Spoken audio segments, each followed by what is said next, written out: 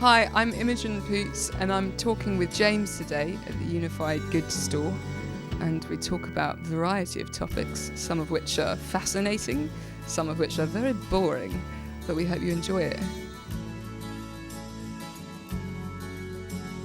Imogen Poots, welcome to Unified Goods. Thank you very much for having me in your beautiful store. How are you doing today? I'm doing well, actually. Yeah. So we're really excited to have you here. Obviously, an amazing new film out, Chronology of Water as Yes. well. Yeah. Which I haven't checked out yet, but I'm really excited to. So big up for that. It looks amazing. So just to start with, I kind of want to know a bit more about kind of your origin story, as if you were a Lord of the Rings chapter. But can you tell me about where you grew up, how you grew up, and what era you grew up in? Yeah, so I grew up in London, in West London, I was born in 89. Good year. It was a very good year. Solid year. In the middle of certain things and the end of other things. And I was a 90s child, and I stayed in London, age 14, I went to Liverpool for a bit. Oh, wow. And then I popped back. Okay. And then I went to New York around 19, and so Liverpool it. and New York, they have yeah, very vague. Yeah, but sort of, they're both big historical ports, cultural centers, yes. Music from America came through Liverpool, I believe, in the 60s, Yes. the blues players and stuff. Yes. And yes. so that, I feel like there's a connection there. Yeah, I mean, it's funny, I guess it's also the first time, any circumstance in your life where there's the first big change. Yeah. And that can be a death, that can be a change of school, change of city. It was the first time I'd gone away to work on something, and I loved it. And interestingly, you say that because it was the cultural and educational introduction to things outside of my own schooling that hit. And there was an Andy Warhol exhibit at the Tate in Liverpool when I was there, and that was just undeniably a colossally big moment. Who is this man? What was he up to? Yeah. What was this period of time? Oh my God, what's this music? Was it a full retrospective? Or? Yeah. And it was really cool because, I was just 14 and taking all of that in. And I remember vividly, actually, my brother had given me, it was What's the Story, Morning Glory for my 14th birthday or something by Oasis. Is your brother? My brother. What a brother. I know. It was really, he's done that a couple of times. He purchased it for you. He didn't lend it to you. He went to a store and I'm getting this for my sis. Yes. What a legend. And it was the only thing I listened to. Yeah. When you're track number 9, she's electric. It was just on the thing. Amazing. And I think Britney's Toxic was number 1 around that time. Oh. So. A premium time for music, really. What a double whammy. It's definitely one of Britney's most shining moments. Absolutely. I would say. Yeah. So that was, how old were you when you went into this Warhol exhibition then? About 14. 14, okay, yeah. Okay. So you still sort of in secondary school, high school, and Warhol what was it about his pictures that... I think it was more most of these people, especially when you think about conceptual artists like Duchamp and stuff, it's more the philosophy that's always really, really intriguing to me. And I was so, as an identity, as a person, he was so lugubrious and other, and I couldn't work it out. I didn't know what he represented. I didn't know what gender he was. I mean, everything felt so sort of enigmatic. And then the Edie Sedgwick element, of course, that's very alluring. And it's funny, I guess everything, it's only, which is your guys' whole MO, is that you can't necessarily understand something in the present until you have that hindsight and you can pull the connections. Yeah. And I can see now that a history of art teacher I had who was a huge influence on me. He was old at the time, and I think he passed away a few years ago. He was called Robert Orme. And we did history of art together. And there's one period where all he did was play us music by the Velvet Underground. And then it's linking that with great. yeah, I know, it was really cool.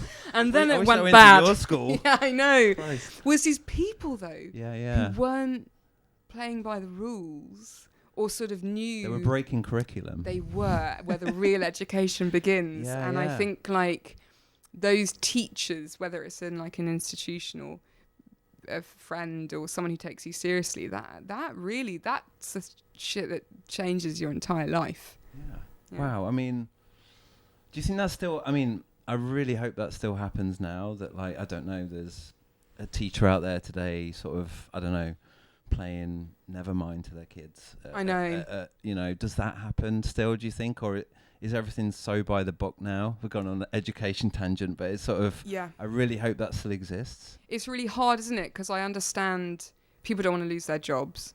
So there's a lot of fear behind like, well, I'm not going to play the kids Nevermind. But then you know that could do something really deep and huge for those kids. And you could be the person to bring that to them. It's a real tough position to be in. I mean, I'm very, as a kind of stance on life, I'm a very hopeful person, and I hope that this period will, I don't think it'll get better, but I think another thing might exist alongside it where that kind of stuff is possible. Yeah.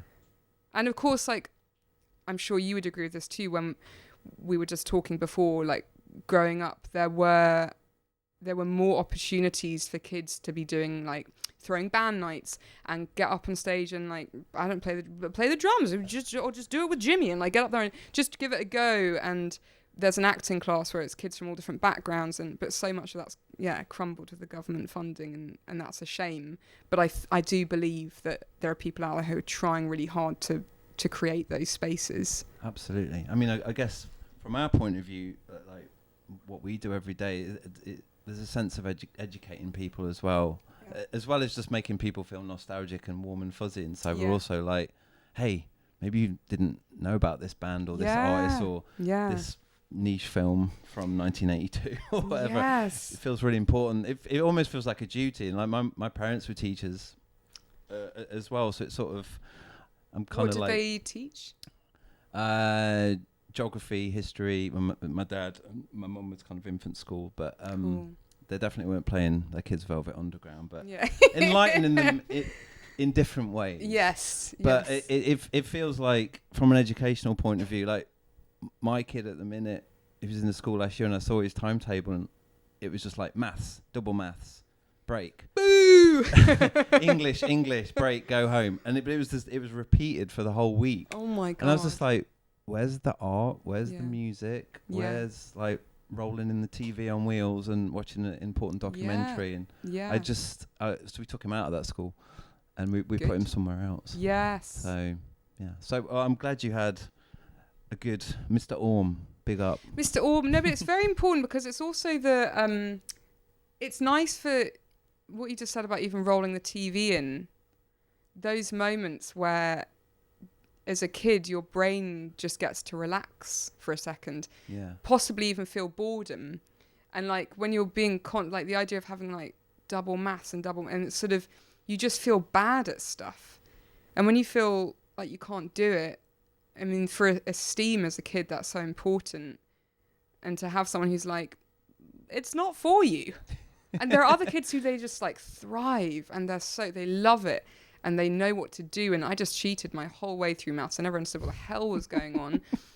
But thank goodness, because there were other things that you were like, oh, this is where I think I can make sense of the world. Yeah. Maths does not come into play that young as well. That's the other thing. No, not at 5, 6. No, quantum, it's great. But that's for later. Yeah, you want to be bashing a scale out on the recorder or getting your crayons out. Absolutely. And being free. Yeah.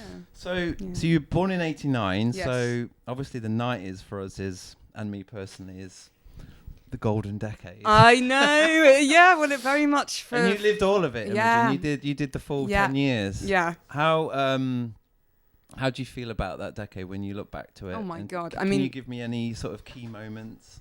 Yeah, I mean, just football. A lot of, I remember the World Cup in 98. Is it 98? Yeah, 98, Michael Owen that insane came goal. about. Yes, and that I remember that night because it was like I got to stay up late. Me too. Really? Oh my goodness! I had an A level the next day.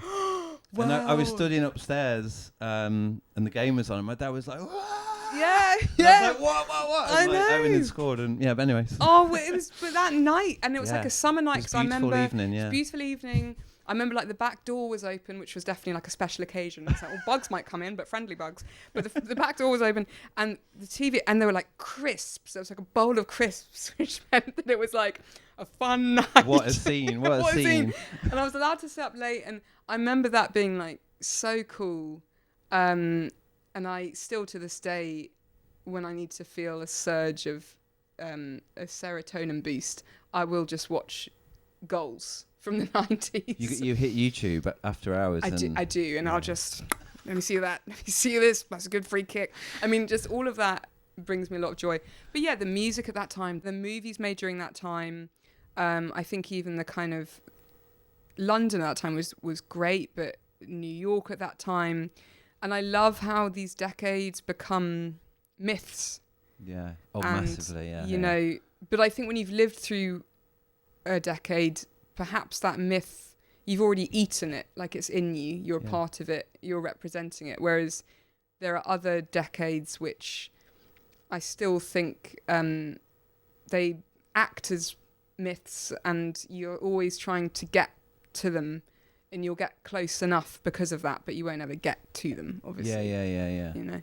So the 90s were, obviously it was a massive moment for us. Yeah. For me personally as well, I was I hit 10 in 1990. The Italian 90 was my World Cup that I really, that was insane. Yeah. But and the millennium. What did you do for the millennium? I remember. This is becoming a traditional question actually at the podcast. Like, what did you do at the millennium? I think there was like a dance because I was like 10. There was like a dance nearby, which I was probably horrified to have to attend. And I had a top, and it was like black lycra, and then in Diamante it said like 2000 across it. That feels like it could be sold now, though. Yeah, totally. With the Diamante finish. Yeah. Yes, Diamante finish, and like leggings, and I remember. You showed up, basically. I showed up, and I was in a room, and I thought, these are a bunch of morons. When's my life going to begin? But and then it was a new era. Yeah, it did feel like everything changed shortly after then, but yeah, slightly. We won't. Let's not open up that one. But so you've painted this really nice scene of the back door being open, the bowl of crisps, a really lovely familial situation. So you also mentioned your brother buying you What's the Story Morning Glory, but in terms of your family unit, like how did it influence you? Was there any specific moments you could share with us? For example, like you say, an album or a film that kind of like really came from them, and you never really forgot that. Well, my dad has been a huge influence on me. When I was a kid, he read me bedtime stories, but they weren't bedtime stories; they were Greek myths, and he read me the Greek myths, but they were kids' version, obviously. Yeah. And I think it's fascinating now, just the extent to which that stuff permeates you. And obviously there are lessons in those myths, and there are warnings, but there's also this sense that there's something else at play, whatever religion means to you, and nature, obviously. And so all of that, it's such an incredible thing to give a child. Yeah. And it really was alongside reality, just undeniably, I think that had to... an imagination is like something which must be developed, and it's so sacred, and the idea that that's ever being dominated or corrupted by the internet or social media and for kids and stuff is really troubling. So that I remember those stories very vividly. And Roald Dahl, so absurd, like such absurdist stories, which are really cool. And then I think in terms of music was my own thing, and that was a very precious thing, and that's something which means a great deal to me. And that was, always my own private experience and exploration. Okay, so you did that like autonomously. You just sort of like pretty much. There were some leading things. Movies was more my dad again, and he gave me a couple films, and he was like, "You should watch this. Like, you might like this." Can you share what they were? Yeah, there was a Bresson movie, and there was The Bicycle Thieves, and then same thing. Robert Orme, R.I.P., who played me in the Velvet Underground, also showed me Chien de Loup, the Dali surrealist movie. This is crazy introduction. I know. This is why I don't sleep anymore as well, because I was like, I'll never sleep again. That's an eyeball being sliced in half. Yeah, it's quite traumatic start. But quite traumatic. Yeah. But then also Badlands was a big movie, and then Woody Allen's stuff was a huge influence. Okay, I thought you were going to say like Jurassic Park or something. I loved Jurassic Park. We did watch that and Fern Gully. Those were the two most watched movies in the house, I think. Wow. Around that time. I mean, the like Bicycle Thieves, that was when I was like a teenager. Yeah. But when I was a kid, there was a lot of Disney and a lot of Jurassic Park. Yeah, man, it's a big one. I know. I went to see that. I was in my first school camp in year 7, and we all went to see Jurassic Park on the last day of. Oh my gosh! Out in Aberystwyth, in Wales, in the rain, but never forgot that moment. Again, it was sort of like going as a whole class to watch Jurassic Park. Was just like, this is a massive treat. That's huge. And again, I hope those things still happen today. I know. Who knows? Because also what I loved about that is you look at it now, and I love that the CGI is what it is. And I love that even the idea of like the jelly shaking when the kids are there and they're suddenly, everything about it was so tactile and simple. Yeah. It was very, very simple. That's an amazing film. Sam Neill. Yeah, phenomenal. Jeff Goldblum as well. Needs a shout out for that one in his leather jacket. Yeah. So like we've gone back quite far here, and like in terms of nostalgia though, because for me, I kind of like started this whole thing because of my relationship with nostalgia. Yeah. We say nostalgia is an emotion, and we should like treat it as such and not like a negative thing. Yes. It can make you feel good. It's good for mental health, etc.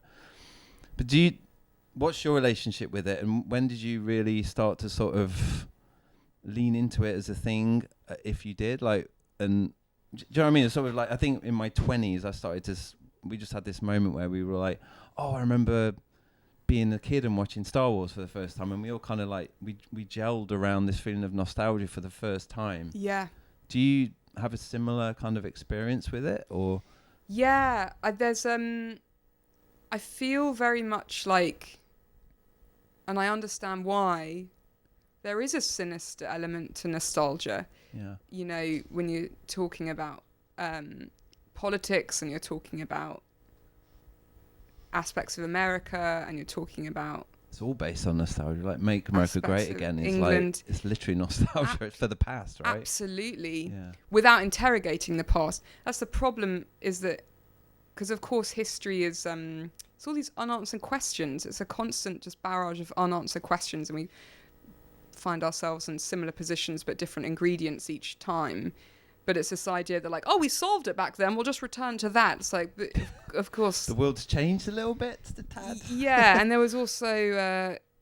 one thing leads to another, and you can never really like pinpoint a moment in history when it was good, only with nostalgia. Rose-tinted glasses, yeah. Yes, exactly. But I do think my relationship to it is very, very...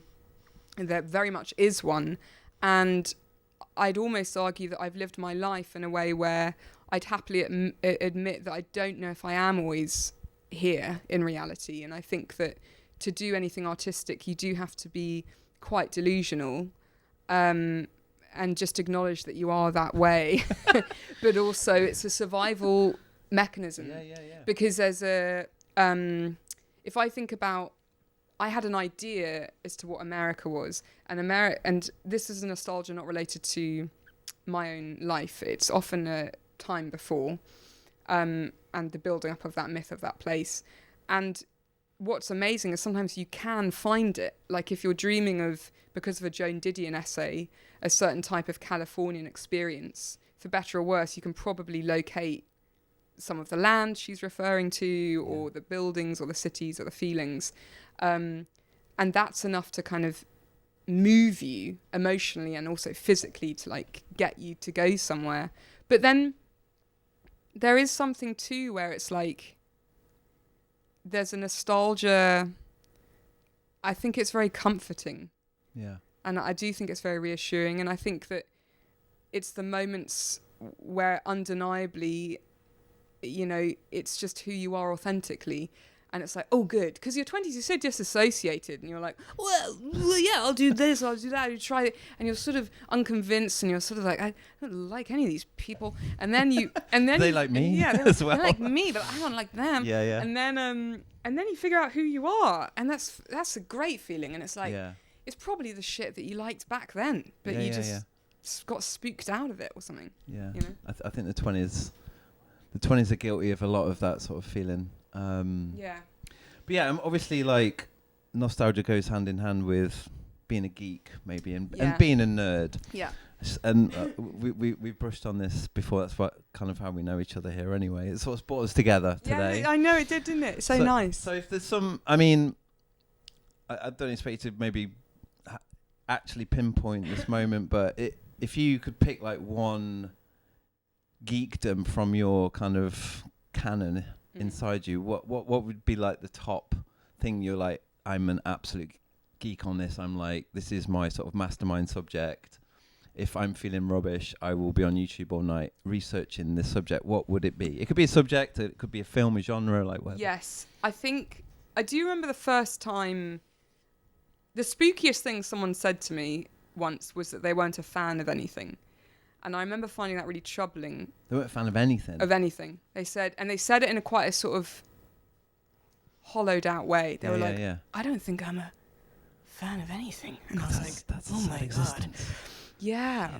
It was weird because it's sort of, that means that, and I don't know if that's to do with like, they were applying this idea of fan, like you therefore like lionize someone else. But I think that's part of finding out who you are, like idealization. All these things get such a bad reputation because actually you have to idealize to then find the things you love and believe in something, which is really important. I remember like age 17, I bought The Queen is Dead by the Smiths, and I remember a particular weekend and there was like a big party and everyone was going to it. And I was like, all I want to do, and I used to get quite overwhelmed. I've got a lot better at it, but I used to get quite socially overwhelmed. All I wanted to do was listen to that record and lay face down on my mum and dad's. Face down, like on a dusty carpet.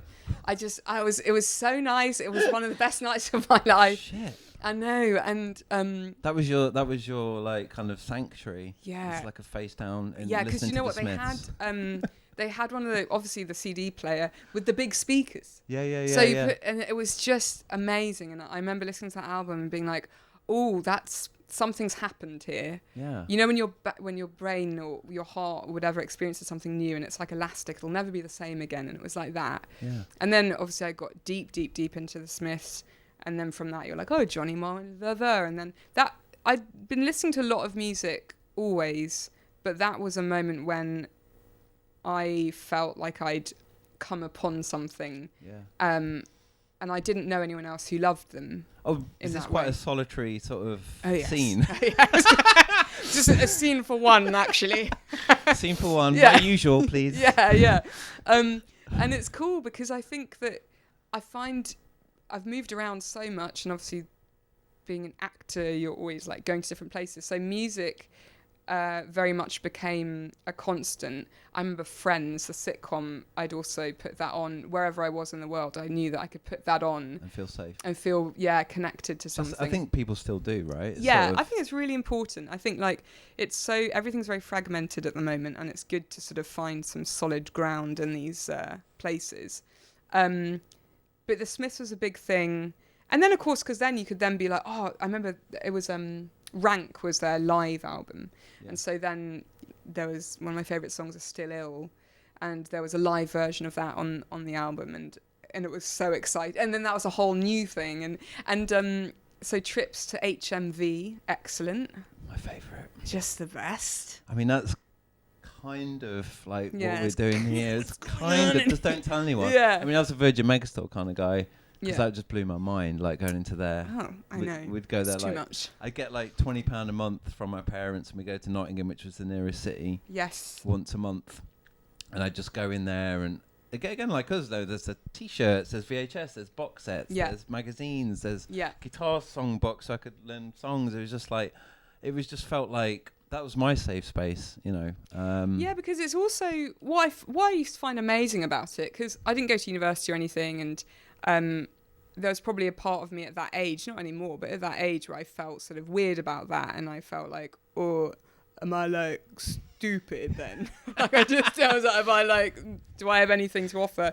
And I started like over reading and like reading all the time, and music became a real, because if you're listening to Joy Division and then you have to learn about Thatcher, and then you have to so in a way it's like Thatcher keeps coming up. Like she does, doesn't she? She's still sort of like peering at us a little bit, because it was such a. And I guess now as well, at that period, like end of the 80s, early 90s, like that era is really, really interesting. And you can kind of, what's the term? Bifurcate. What is it? Where you like split it and split it and split it and split it. Like there's all these things around that time which are very, very endlessly interesting about what happened there. And I guess it's all the shit that like Adam Curtis documentaries get into as well. But you can link all these things together. Yeah. And I just felt like, music at that time, and post-punk especially is my absolute fave, was a reaction to something else.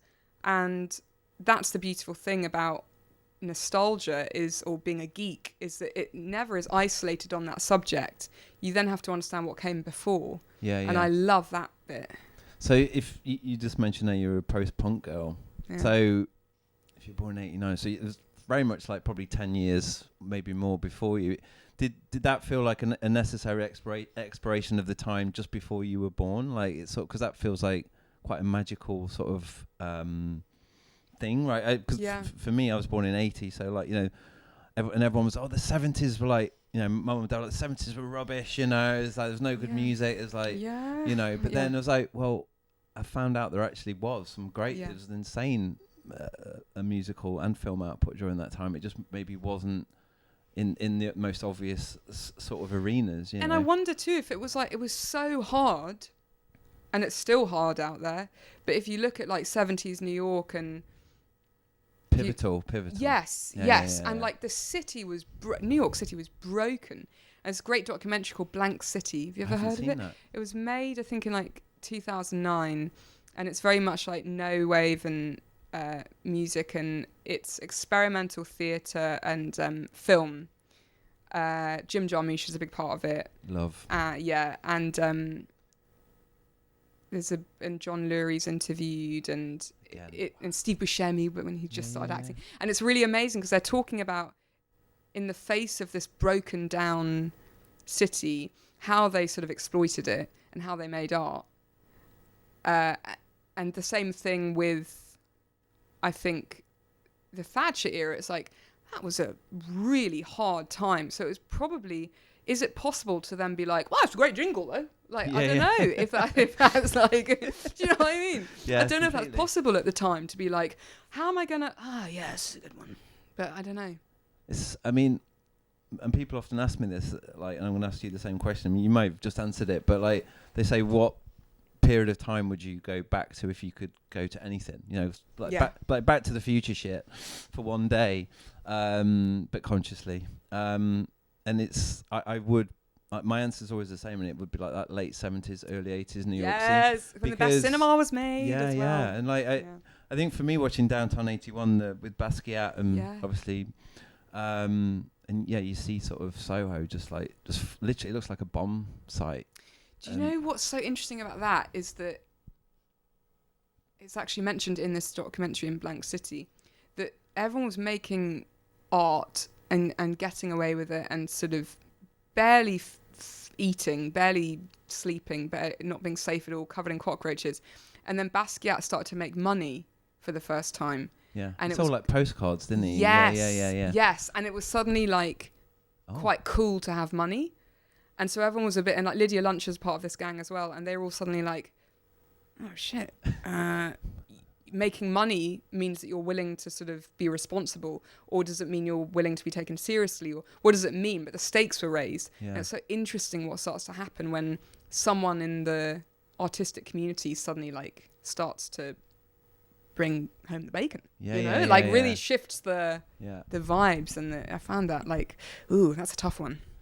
Yeah, there's a lot of conflict in there, isn't there? Sure is. I mean, we were chatting about that before, but it's sort of, I do feel like it's normally the art people that start everything. And the rich people who buy it. And the rich people. But even like in London, with the Britpack and the sort of, all those artists moving to Shoreditch in the 90s. Yeah. And then obviously gentrification comes next, and then, blah, blah, blah. But it does feel like it's normally the artists who are like, they kind of set the tone for it, and then everyone kind of joins in. Yes, exactly. They kind of draw attention to something. Yeah. Undeniable. And I do think that time, mid-70s, mid-80s, musically, but then also like Cassavetes was making movies then, and amazing film called Girlfriends, the Claudia Weil film. I haven't seen that. Wow. It's about two best friends. One of them is trying to be a professional photographer, and her other best friend gets married and has a baby, and it's about their friendship. So it's like a girl-mance, and it's one of my favourite films in the world. And I think it was a big influence for Walking and Talking, the Nicole Holofcener film in the 90s, and then Frances Ha has similar elements to it as well. I love that film. It's great, isn't it? Yeah. Really good. So like, it seems like, am I right in saying music is your primary love more than film? Or if you had to pick one? I know it's an awful question. It is an awful question. Like, the film stuff's creeping in, but the Face Down Smiths thing is pretty phenomenal. I think just because I don't do it, like I think I love movies in a way that movies are like movies is sort of just like a bodily fluid moving through me, like, because I've just lived with them for so long. Yeah. And I think music has had the ability to help more than anything. I think a film, I've had an amazing experience in watching it, or I have a great education, or maybe there's something, if I think about one of my favourite movies in the world, like King of Comedy, the Scorsese film. I love that movie, and I love watching it, and I love sort of what it's saying and how it makes me feel, and it's just an immaculate movie. But then there is something about music which feels like the tendrils are longer, and the tentacles, and the sort of, it has the ability to push you past the edge, which we were talking about earlier, the existential edge. And I think, there's probably something going on which one should get diagnosed, but we're never going to get diagnosed, are we, any of us? So ultimately, it's like, I think the euphoric moments that come from being a creative person and all the pitfalls of that, I think music has the ability to really and save ya. That makes sense. And I guess it's also just more accessible. If you're having a shitty day, you can just be on the tube and put Joy Division on, or whatever, and it's like an immediate hit. Whereas if you want to watch King of Comedy because you're feeling rubbish, like, okay, I'll watch it later when I get home. Once I've made my dinner, if no one else wants to watch anything, it's like maybe music's navigate more, to get there. Yeah, maybe it's like more manipulative or something. Yeah. I also think that the way that bands are formed, I've always found really like there's a great podcast which Maxime Peake narrates about the formation of Joy Division. That's a great podcast. Not to no, podcast your podcast. Turn this one off now and listen to that. No, but that one's really good. And then that book that just came out, or maybe it didn't just come out, but it was about the relationship or friendship between John Lennon and Paul McCartney. Yeah. Oh, and I've seen that advertised. Yeah, it's absolutely brilliant. And really? Sort of just I love how bands came together, and I also really do love, I suppose that's it, the details, like with cinema and with sort of how certain film movements come about, like who the people are of that community and how they all work and collaborate with each other, and all of that's just fascinating. Do you think that still happens? Do you think there's, because this whole thing of scenes not existing anymore, and I mean, we were talking about scenes. Yeah. We were talking about sort of like 2000s, mid 2000s, sort of Old Blue Last, East London. Yeah. Indie time. Indie time. And all the boys like this, their hair's like this. And they're like, "You right, babe?" And you're like, we yes.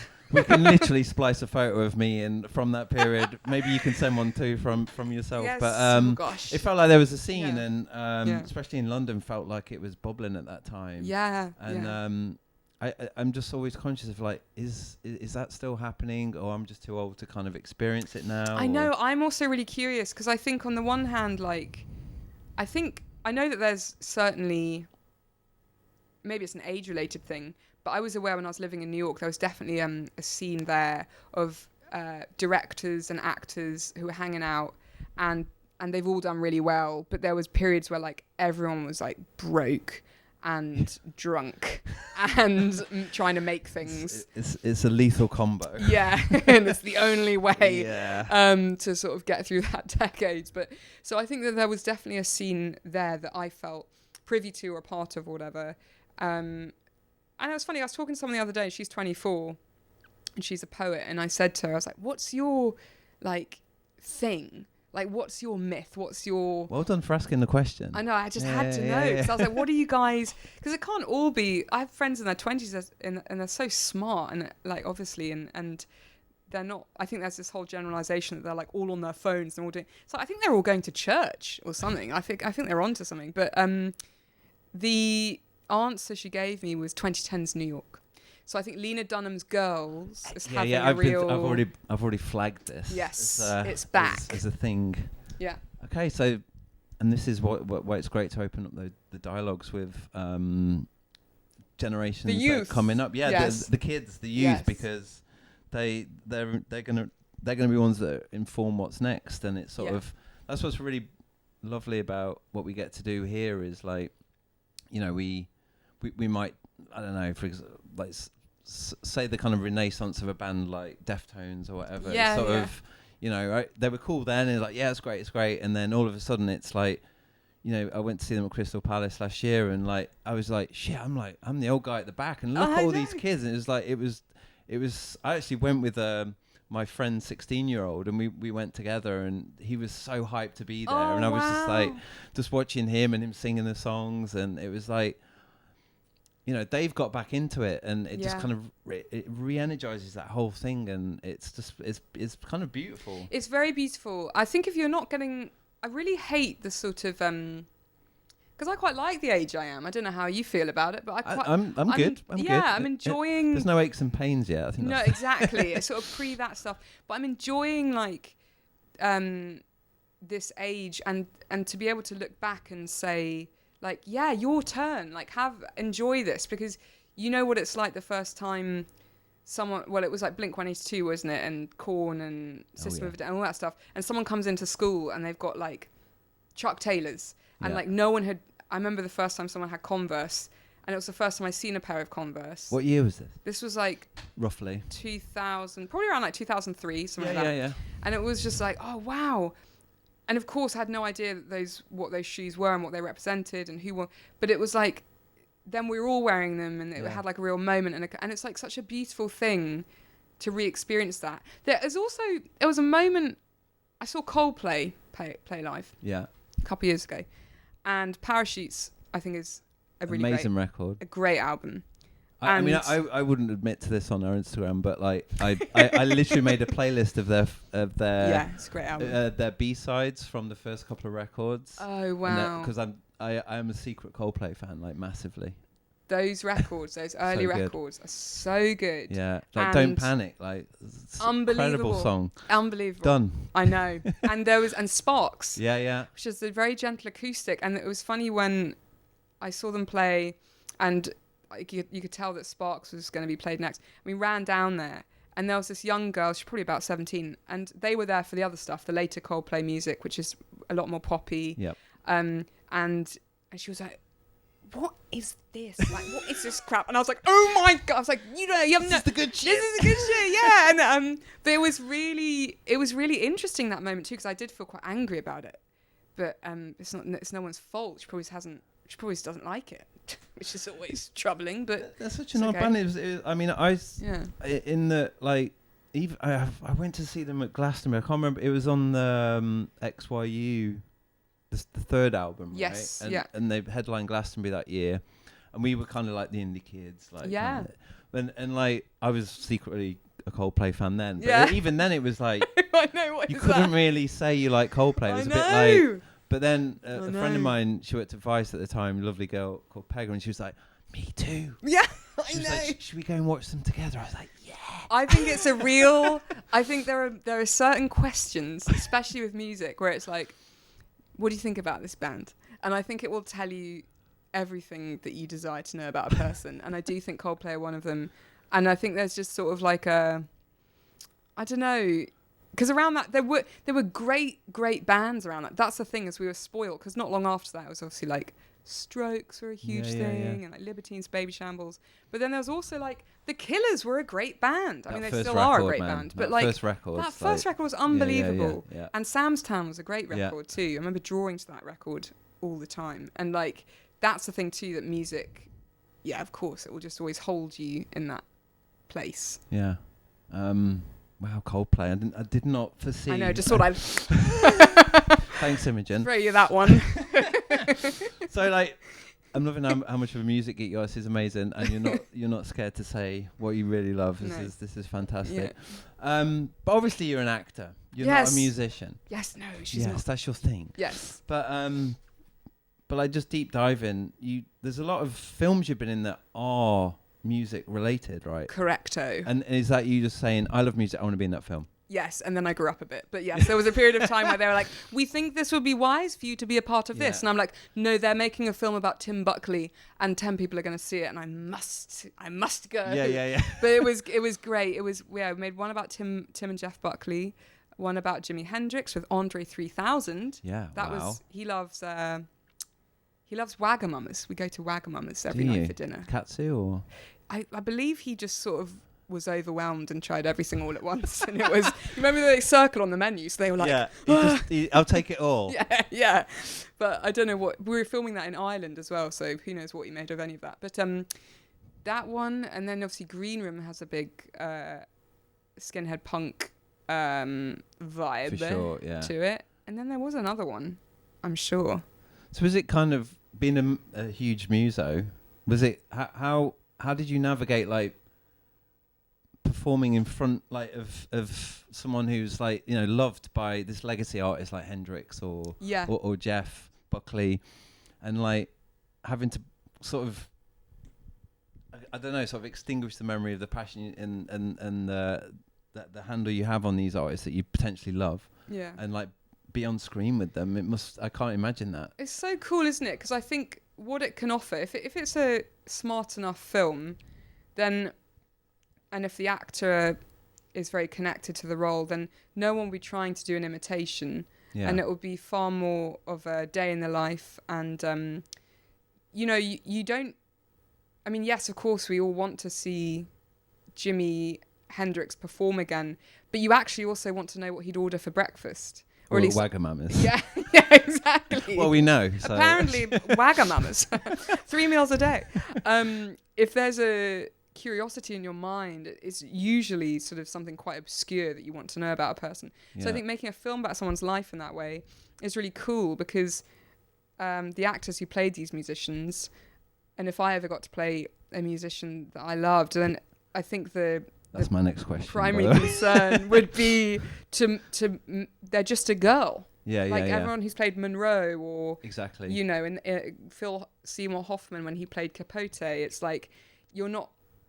It's exquisite, because as the audience you want to see someone humanized, and that's not to say diminished, but just sort of having a hard day. It's interesting. Yeah, like you say, what they'd order for breakfast. Yeah. Amazing. You brought a bag with you, Imogen. Yeah. And I'd quite like to know what's in it. Oh my goodness. Well, this is actually it's quite funny. It's a merch tote bag from Metrograph Cinema in New York, and it's not I even love my that. bag. This is my like favorite cinema. It's so great, Yeah, isn't it? yeah. This is my friend Daniel's bag that he doesn't know I have. They're about $30. Okay. And I borrowed it once to carry some things home, and I've never told him that I still have it because I love it and I use it every day. Okay, we can cut that bit out. Yeah, or he'll just listen to it and be like, Immy, I need it back. He'll invoice you. What I brought with me are these two things, and I just brought them because they belong to my mum. And it was so cool because I don't know have you seen this before? Maybe you have. Oh gosh. Do you remember these? Yeah. I mean, not remember, but have you seen so one? this was your mother's? This was my mum's. Yeah. And it's a Beatles book, and it was 1 shilling and a sixpence. And what's so amazing about this? Was that like a monthly or was it a weekly? I don't. Probably not weekly. Monthly, it says. Yeah. And it's all different. It's all different pieces about the Beatles. But what I and like beautiful photographs and everything. But what I love is that in the back there's this stuff where it's like people write in Like fan letters, basically. fan letters. Yeah. And there's like some gal who writes in about Ringo, about loving Ringo so much, and it's like her address. So it's like, "Dear Ringo, please marry me, Suzanne, 4 Stockton Gardens." And then she said, Anne Collingham, bet this is the youngest Beatle person Ringo has had a marriage proposal from yet. Suzanne is 6. She put her telephone number at the bottom in case he wants to phone me. Her letter came in 4 bright shades of crayon. I mean, don't you just love that? So actually, I mean, incidentally, my mum has a cardboard box in their bedroom with every single issue of this. See, isn't it magic? Apart from number 1, this is an early Who's number got 4. number Is one? I know. Yeah, I know. Isn't that something? Yeah. So And it's very precious. was this related to your time in Liverpool at all? Or are you a Beatles fan as well? Or I love this question. Yeah. And this is my thing I love to ask people, because I think that how can you not? Yeah, I'm a huge Beatles fan. I think I love the music, but what I really love is, and this book, is it Ian Leslie, I think, wrote it about Paul and John, what came before, doo-wop and Little Richard and all the music and the blues and all of that stuff that they then incorporated or influenced by, and then what they did for music. And then you look at sort of Stone Roses, and Liam Gallagher, I think, speaks about the Beatles a lot, specifically this guy. Oh. This is his book of drawings, which is why I brought this. Yeah, I've seen this before. Have you seen it? Yeah, it's kind of interesting. It's like, it's very beautiful and very sort of lugubrious things.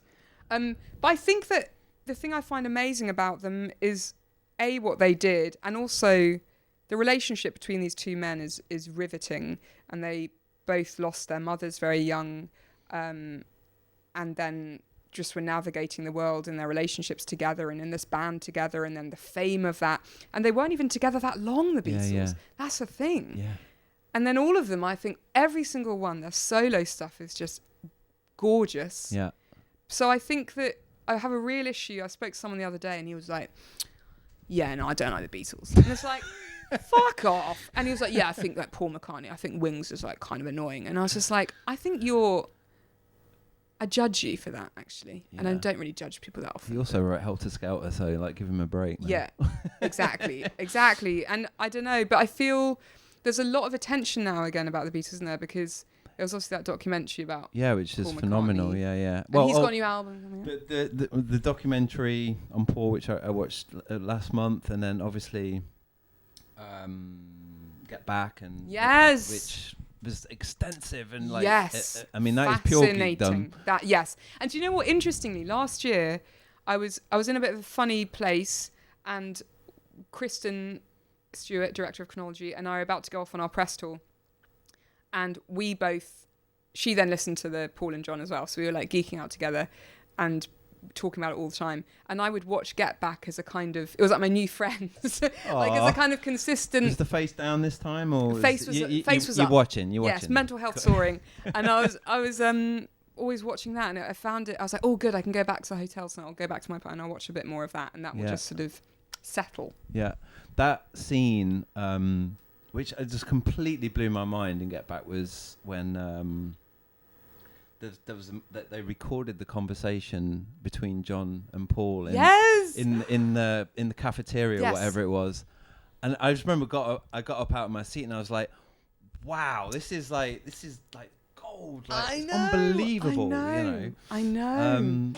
Yeah, I'm a huge Beatles fan. Like, great. This is really nice to see, and like, my mum and dad basically passed that on to me from an early age. And what an amazing gift, isn't it? Because it's sort of, I mean, now with the bands, I don't know, like, what are they? Do they make zines and stuff? I think the younger ones do, actually. That's the thing. I think they make reels instead, probably. They make reels. I'm joking. What do you think about Instagram? Hear it, Unified Goods. What do we what? Sorry. Think about Instagram. You wouldn't be here today if it wasn't. I know. Well, you would be here. You'd exist in the world, but we wouldn't have had that conversation to get you here today. It's given us a chance to have a platform to educate and to hopefully make people smile. Yeah. And to also let people maybe buy things that they weren't allowed when they were children, or let the next generation find things that aren't around now but are around then. So it's given us a massive platform. We just cannot deny, It's sort of it's a headache, it's a lot of work, it's a bit glitchy. Yes. But it's the two things true at once thing. Yeah, and we were talking about scenes maybe not existing as much anymore, but like the amount of people I've connected to because of what we've built on that platform is you wouldn't be able to do it in the past. Or you send an email to a management company, never hear back, and it's just it's been a huge support, I have to say. That's really cool. That's really, really cool. Yeah. Because I think it's really, and we spoke about this before, but I think this is such a cool way of talking with people, because you've had a bunch of different jobs and you do a lot of different things now. And I think it's really important to not only have like lots of different passions if you can, but I do think these days it's hard, even for young kids, just to be like, I'm just going to be an actor. Yeah. It's like more than ever, I think it is important, even just to know how to like operate a camera and know about lenses and know a bit more, for better or worse, than you would have before. Yeah. Because you have to sort of start thinking differently now about how to keep. You have to dig your heels in more, don't you? Like in this era, to stay like, artistic and creative, and also take responsibility for your own life and the people you care about and look after them, but then not like still be proud of the work that you're making. Yeah, I think it feels like a tough time. Yeah, in a way, and especially from a creative point of view, I would say, like when I was sort of being in bands in the 90s or whatever, it was sort of, there'd been a fair amount of stuff before then, but it felt quite, like you could grab it and it's like, okay, cool. Whereas now it's like, we're responsible for kind of taking stuff from the past and bringing it into now as well. But I wonder if that might be overwhelming, or is it like, shit, we've got we've got 60, 70 years of popular culture and youth culture. Yeah. Like, how do we sing our song now and still cut through and still make a difference? And but I think kids are doing it, and they're like getting out there. I agree. And they're doing it, and it'll only make them stronger and only make them make better work, I think. I think so. I think you have to be really hopeful about it. And obviously AI, when it comes to medicine, is something else, is really progressive. It's huge. It's undeniable. But in terms of the artists, it's a real problem. And I think there hopefully will be like a backlash, and there will be a sort of digging in the heels for the tactile. And I see it like, have you seen the show Don't Hug Me, I'm Scared? I haven't, no. It's one of my favorite TV shows. It's a great title. It's a great title. It's made by a bunch of artists with puppets. They hand make these puppets. Yeah. And it's like, I'm just going to shout them out. I don't know them at all, but it's like Becky Sloan, I think, and Joseph Pelling, I think, is one of the other artists. And it's like a sort of sinister, it's like Sesame Street, but they're dealing with like rashes on the skin and unemployment. And I mean, but it's hilarious. It's very dark. It's very good. Yeah. And that's all made like handmade puppets, and it's all there's actually the Jim Henson documentary that just came out. Yeah, for sure. Amazing. Yeah, yeah. Just I watched that and I felt like I just had taken every drug imaginable. It was just the greatest. That it's come back. It's come full circle. Yeah, or that it's being spoken about, and that I would love to spend my days chopping up basketballs and covering them in foam with googly eyes and sell them from a shed. This is some paper mache. Yes, the ultimate dream. Art Attack. Bring back paper mache. Yeah. Neil Buchanan. Yeah. Wow. Yeah. Well, I think we've gone deep there. We've covered a lot. Sorry, I do think I'm quite an ADHDer when it comes to a conversation. Oh no, it's been wonderful. But I'd like to just end with a couple of quick fires and see what you come out with. Okay. But we physical media and physical formats are our thing here. So instead of Desert Island Discs, I would say Desert Island DVDs. Three titles. What are you going to take with you? Oof. Okay. I think that I would take. It's a big question, isn't it? It's all right. We've got time. It's a big question. I reckon I would take. Well, one of my favourite movies of all time is Opening Night. Yeah. Cool. Cassavetes movie. So probably take that. And then I do love. I really love Sandra Bullock. Which one though? Which Sandra are you picking? I know, it's so tough, isn't it? Maybe I take Miss Congeniality. Oh, it has to be really. It has to be that one. I'm sweating now. I know. The Thing Called Love's also quite a lovely film. She deserves a bigger renaissance, you know. I think she was a legend. Oh my God, I think Sandra Great Bullock hair. is the one. Yeah. And then I do love Working Girl. Yeah. Yeah. Oh, classic. I just love that film. I love all those movies about sort of a woman in the city, you know.